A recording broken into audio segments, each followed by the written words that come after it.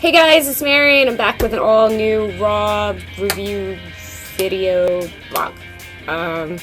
Let's get straight to it. A lot of stuff happened on Monday night. Again, it was another good Monday Night Raw. They've been on a streak lately. They've been hot, so let's just get straight to it. Jericho opened the show, came out with a highlight reel, was ripping on Dean, said Dean Ambrose wouldn't be there tonight because he injured him when he killed Mitch on his head, and was going, doing his thing, running his mouth, as he always does. And Big Cass came out and interrupted him and cut a promo on him, basically explaining what the new era was. I thought it was really good. It gave a good explanation for why all these young people are popping up and that they're there to make a statement and that they're there to take over and rush in the new superstars that have should have been there for years and, get rid of all this old stuff that's been going on for a long time. So that happened. Jericho was like, do you know who I am? Doing his whole heel shtick, and Cass basically booted him in the face. Jericho went backstage, complained to Stephanie, tried to get her to help him out. Steph was like, no, you're going to be in a match with Cass tonight in the main event. So that happened during the main event. Big Cass came out, Chris Jericho came out, and when he was standing there in his jacket, got attacked. Jacket walked down to the ring, turned out to be Dean Ambrose. And then Dean went and destroyed his jacket. He ripped it up, he stomped on it, he cut it open, and Chris Jericho was screaming the whole time that it was a $15,000 jacket. Turns out it was a $25,000 jacket, but pissed him off. Cass didn't have the match, but Cass basically threw the jacket back to Dean and helped him and made sure that Jericho wasn't going to leave without getting a dirty deeds from Dean Ambrose. There will be no tribute to the light bright jacket because Chris Jericho can afford to buy a new light bright jacket. You can't replace Mitch, all right? Let's be serious for a second. Can't replace him. It was devastating. Anyway, so that feud is continuing. Obviously, we're going to have a match at Extreme Rules between Jericho and Dean Ambrose. And I think it was a really good spot for Cass. He handled himself well. Enzo Amore is missed, but I feel like they're not going to do what they normally do with a tag team. When one partner is out, the other guy is screwed. So it's good to see him in that role, and it's good to see that Jericho is doing what he does best, and that is helping out the younger talent and getting them over. There was a 6-man tag elimination match between the Usos and Roman Reigns and AJ Styles, Carl Anderson, and Luke Gallows.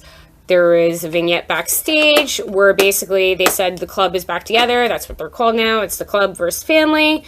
The match ended in Roman Reigns winning via DQ because after Anderson and Gallows was eliminated, they were all eliminated except AJ and Reigns. They came out and they attacked Reigns.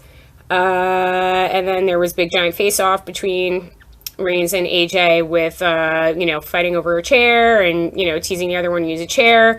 Crowd was split. AJ Styles was getting booed. I still don't know if this is going to lead to him becoming a heel, but I still think that this has to do with Finn Balor and somehow he's going to work into this. But we will see. I don't know where they're going with their character. I still think it would be a really, really big mistake to turn AJ Styles, but I don't make the big money, I don't make the calls, so we'll see what happens. Fatal 4-way match was booked for the Intercontinental Championship at Extreme Rules. It will be Sami Zayn versus Kevin Owens versus Cesaro versus The Miz, which we were all expecting anyway. There was a qualifying match between Sami Zayn and The Miz. If Zayn won, he was entered in the match because originally they booked it as a triple threat. Zayn won. Kevin Owens complained, got put in a match with Zack Ryder, and he had to earn his spot, and of course, poor Zack Ryder didn't win. So, because Zack Ryder was backstage saying that he deserved it, he won the title technically at WrestleMania. So, I love you, Zack, but it wasn't happening. So, that storyline's moving along. Paige returned and wrestled Charlotte. Charlotte and Ric Flair were trying to get Shane to overturn Stephanie's ruling that Flair is banned from ringside at Extreme Rules for Charlotte's championship match against Natalya. And Shane said no, that it stands, and that he banned him from ringside for the Paige match. And Paige ended up winning when Flair came out and acted like crazy man. So there was that. Dana Brooke debuted. The Emma and Becky Lynch storyline seems to be continuing. There was an interview backstage with Becky Lynch. Emma came out and interrupted, and then Dana Brooke attacked her. So we got a new diva up on the main roster, so that's all well and good. Stephanie and Shane seem to be getting along swimmingly. They're backing each other up. They're not, undermining the other one. But I still think that Steph is Stephanie McMahon, and at some point Triple H is going to come back, and at some point she's going to screw her brother over. It is now known that Shane has been signed as a talent, so expect him to be around for a while. Other than that, in off news that didn't happen on Raw, Vince McMahon during his conference call announced that in the next month and a half, John Cena, Randy Orton, Bray Wyatt, and Seth Rollins will be returning to the WWE after numerous injuries that they all had in recovery. This is what I was talking about earlier.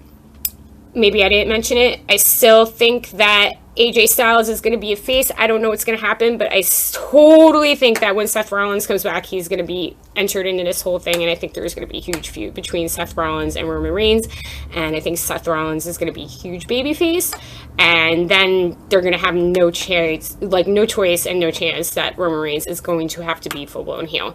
That's just my personal opinion. Cena might get back in the main event scene. It's probably going to be in the U.S. title scene. Don't know where Orton's going to be, and don't know where Wyatt's going to be. Orton can be placed now, though, anywhere, because he's been gone a long time, and he's not going to be facing Sheamus again. So he's got a lot of new people to get in the ring with and get over, hopefully, in almost a Chris Jericho role. He also said 13 new superstars will be brought up to the main roster. Some reports are saying the people that have been brought up since AJ Styles debuted at the Royal Rumble. Others are saying it's not. This is going to lead to a brand extension. It's going to lead to a split, which is what everybody is suspecting anyway. So, I don't know. That's all the news for right now. I do think that Bayley and Finn Balor are going to be two of those people. So, we will be seeing them very, very, very, very soon. Follow me on Twitter at mayor_bear. Follow Busted Open at Busted Open Radio. I got this light shining on me right now from my curtains over there. I'm trying to get my lighting right. It's not working. Follow Busted Open on Facebook, Instagram, Periscope, everywhere. YouTube. Follow me on my YouTube channel at Mary Grader. Listen to Busted Open Monday, Tuesdays, and Fridays from 2 to 4. We have the Busted Open Draft show coming up on Monday, so there will be a forum on BustedOpenNation.com, which you should be on right now if you're watching this video, that you can fill out on Monday and make your own fantasy draft of your top 10 people that you would draft in a wrestling draft.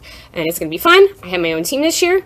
I am not on a team with Kyle anymore, and I plan on kicking everybody's butt, and I am going to be the chick that beats all the boys, and because that's what I do, and hopefully. So if you guys have any suggestions of who my number one pick should be, even though I am the 5th to pick, let me know. Tweet at me at mayor_bear on Twitter, and I will try to do my best to do all you proud. Until next week, have a lovely week, a good weekend, and I will see you, or you will see me, as we always say this. I will see you next week. Please.